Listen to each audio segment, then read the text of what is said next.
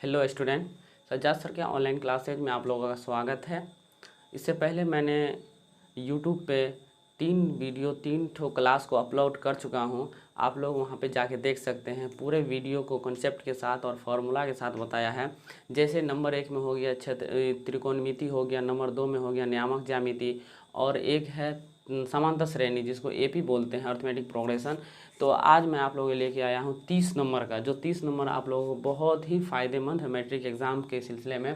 तो आप देख सकते हैं नंबर 1 में दिया है ज्यामिति और ज्योमेट्री को हम इसको पूरे इसमें चार ठो आपको पढ़ना पड़ेगा, 4 टॉपिक पढ़ना पड़ेगा। जैसे त्रिभुज हो गया, वृत्त हो गया, बनावट यानी रचना जिसको कंस्ट्रक्शन बोलते हैं, और वृत्तों से संबंधित क्षेत्रफल भी इससे ही आता है। और क्या है, क्षेत्रमिति दूसरा यूनिट में आता है क्षेत्रमिति। और क्षेत्रमिति में आपको पृष्ठों का क्षेत्रफल एवं आयतन ज्ञात करना होता है। जो ये दोनों टॉपिक, ये दोनों यूनिट मिला के आपको कितना नंबर का पूछेगा स्टूडेंट? 30 नंबर का पूछेगा। ये अगर आप बढ़िया से पढ़ते हैं तो आपको मैट्रिक में 30 नंबर कहीं नहीं जा सकता है। ओके स्टूडेंट, इसको आप लोग देखेंगे। और मैं सबसे पहले आज त्रिभुज स्टार्ट करने वाला हूँ। त्रिभुज से कंप्लीट वीडियो नीचे तक मैं देख सकते हैं आप इसको अपलोड करूँगा। उसके दूसरा चैप्टर पे फोकस करेंगे। तो यहाँ पे देखिए आज त्रिभुज बताएंगे, और त्रिभुज में जो भी होगा प्रॉब्लम, जो भी दिक्कत होगी सब सॉल्व होगा। आप लोग इससे पहले इससे अच्छे तरीक़ा से नहीं पढ़े होंगे, अगर पढ़े भी होंगे तो समझ में आया होगा या नहीं होगा। लेकिन आज बिल्कुल आप लोग निश्चिंत रहें, बिल्कुल अच्छे से समझाऊँगा और बढ़िया से समझ में आएगा। तो चलते हैं स्टूडेंट। दिया हुआ है त्रिभुज। त्रिभुज में आप लोगों को उसमें कुछ पढ़ना पड़ता है, और समरूप प्लस क्या कहते हैं सर्वागसम पढ़ना पड़ता है। जैसे त्रिभुज में समरूप और सर्वागसम होता है, सर्वागसम। तो इसमें समरूप सर्वागसम ये चित्रों की पहचान होती है, ज्यामिति है, तो इसको हम मिटा देते हैं। ठीक है स्टूडेंट, तो चलते हैं समरूप। पहले समरूप क्या होता है उसको पहले समझते हैं, क्या होता है समरूप। तो समरूप जो है वो कोई आकृति है जो दो आकृतियों के बीच समरूपता को दर्शाता है कि वो, और ये त्रिभुज जैसे 2 वृत्त लिए हैं, 2 वर्ग लिए हैं, 2 त्रिभुज लिए हैं, तो इन दोनों में समरूप को बताना है। समरूप क्या होता है, जैसे मेरे जैसा ही दूसरा कोई, इस तरह से हम ले सकते हैं एग्जाम्पल के तौर पे। वैसे ही यहाँ पे शर्त है समरूप होने का, 2 ही शर्त है। क्या शर्त है कि पहला यहाँ पे देख सकते हैं, जब दो आकृति का संगत कोण क्या हो, समान हो। जब 2 आकृति का संगत कोण समान हो। और दूसरा शर्त क्या है, जब 2 आकृति का सभी भुजा समानुपाती हो, अर्थात वे समानुपात में हो। ठीक है स्टूडेंट, तो यही 2 शर्त है जो त्रिभुज या कोई भी आकृति को समरूपता को प्रतिबंधित करता है, कि समरूपता को दर्शाता है। तो यही 2 आकृति है, यही 2 शर्त है। इसको आप लोग नोट कर लेंगे और याद रखेंगे, बहुत ही इम्पोर्टेंट है। 2 आकृति का संगत कोण बराबर हो, और 2 आकृति का सभी भुजा क्या हो, समानुपाती हो या समानुपात में हो।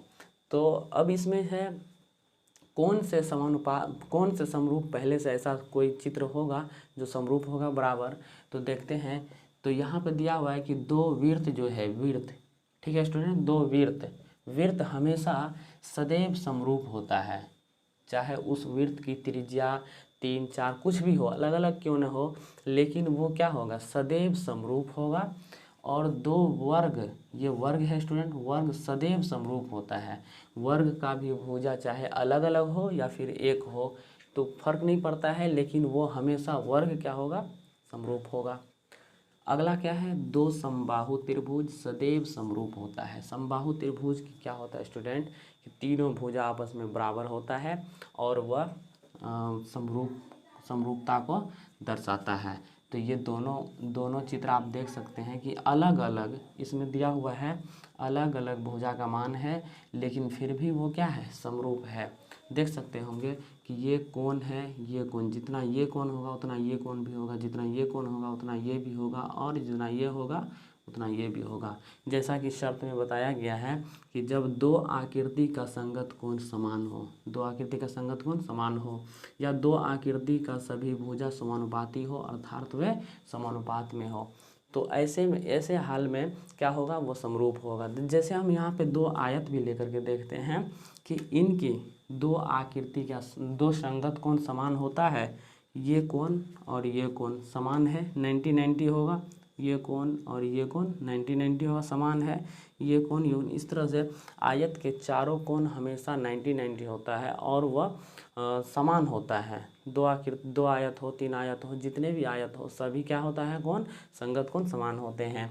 तो अब यहाँ पे दो आकृति का सभी भुजा समानुपाती हो, तो पहले ये दोनों आकृति में देखते हैं स्टूडेंट कि इतना बट्टे इतना समानुपाती क्या होता है स्टूडेंट, समानुपाती क्या होता है उसको देखते हैं।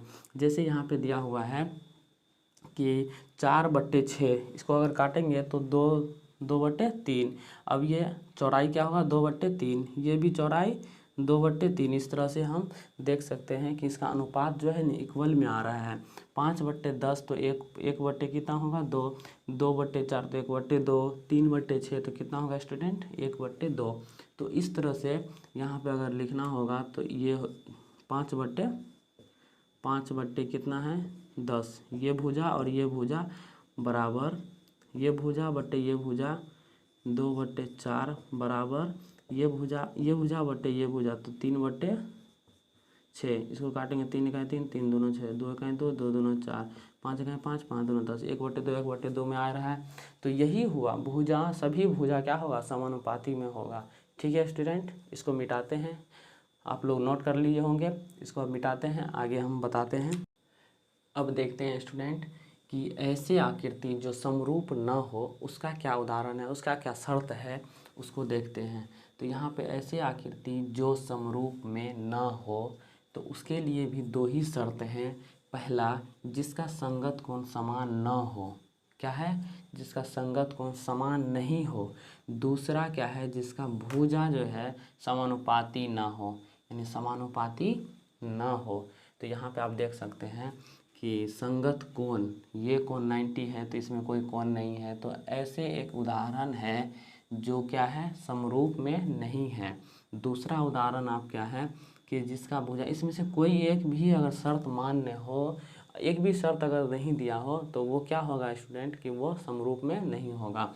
जैसे जिसका भुजा समानुपाती न हो, जिसका भुजा क्या है, समानुपाती न हो, मान लेते हैं कोण इक्वल है। जैसे यहाँ मान लेते भुजा 3/2 है, 5/2 है, 2/2 है, तो ये भुजा क्या है, समानुपाती में नहीं है। और यहाँ पे एग्जाम्पल लिए हैं, जैसे कोण तो बराबर है, कोण क्या है, मान लेते हैं बराबर है, लेकिन नहीं है।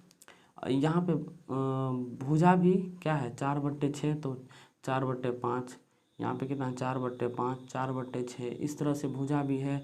कोण इसका 90 है तो ये ज़्यादा होगा, ये कम होगा। इस तरह से आप देख सकते हैं ये चतुर्भुज है, ये आयत है। तो ये ऐसे एग्जाम्पल है जो समरूप में नहीं है, समरूप आकृति नहीं है। अब देखते हैं ऐसे, ये तो आयत, चतुर्भुज, त्रिभुज, वृत्त ये सब लेकर के दिखा रहे हैं।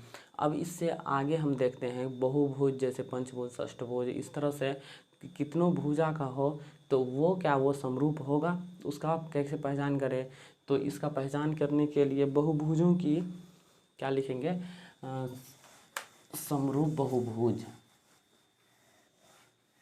इसको मिटाते हैं, समरूप बहुभुज,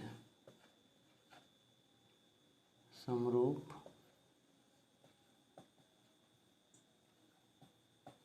बहुभुज, इनका क्या शर्त है, तो इनका भी शर्त है,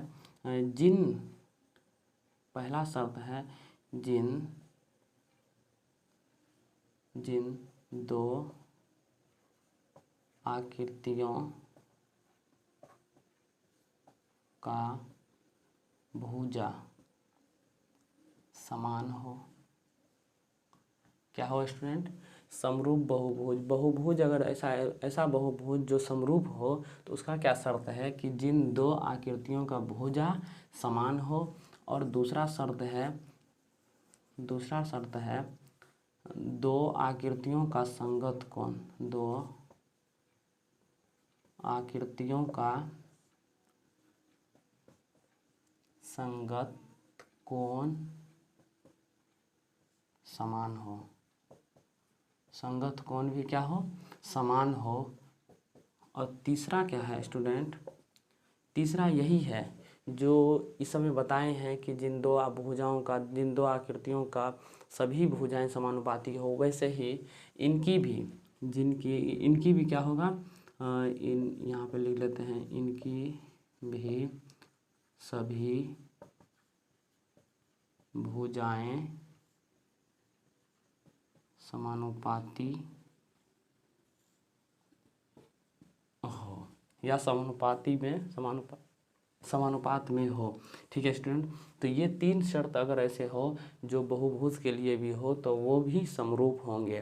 ठीक है स्टूडेंट, अब सर्वागसम की ओर चलते हैं। सर्वागसम का क्या शर्त है, सर्वागसम और समरूप दोनों लगभग एक है, लेकिन जैसा कि आप देख रहे हैं समरूप ऐसा है और सर्वागसम है।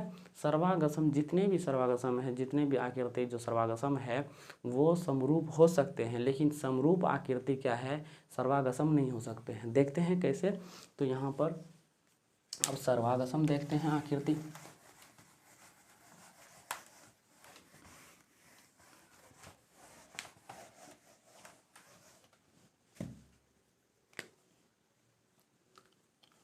सर्वागसम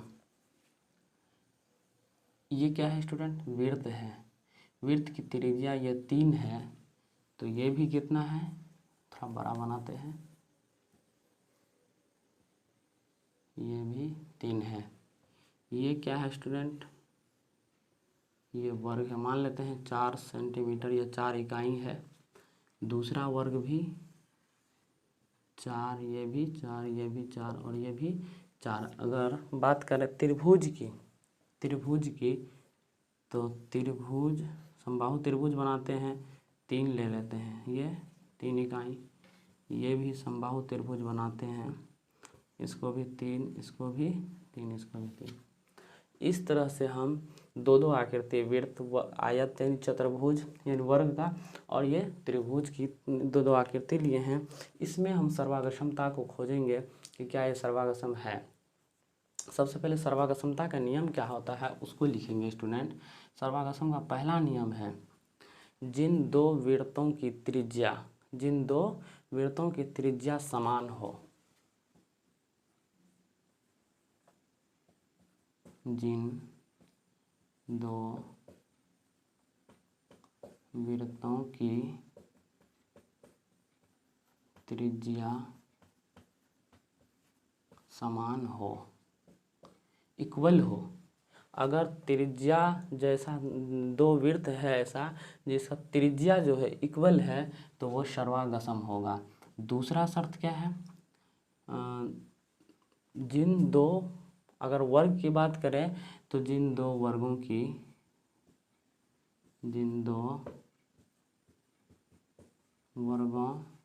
की भुजा भी क्या हो, समान हो। भुजा समान हो।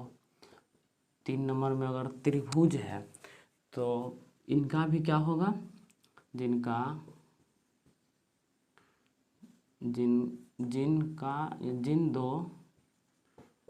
दो समबाहु त्रिभुज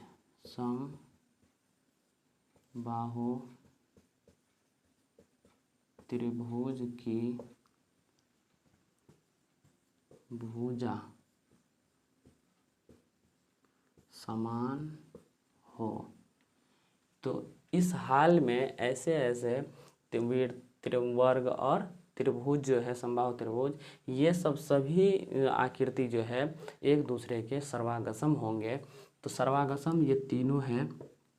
वृत्त भी होगा जिनका दो त्रिज्या समान होगा, जिन दो वर्गों की भुजा समान होगी, और जिन दो समबाहु त्रिभुजों की भुजा समान होगी। तो इस हाल में क्या होगा स्टूडेंट कि वो सर्वागसम होगा और सर्वागसमता का नियम फॉलो करता होगा।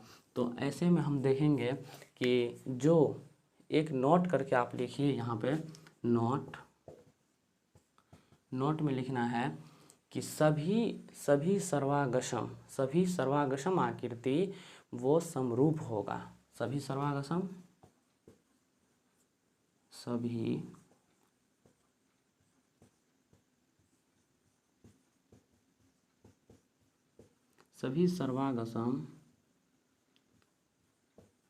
समरूप होगा, लेकिन सभी समरूप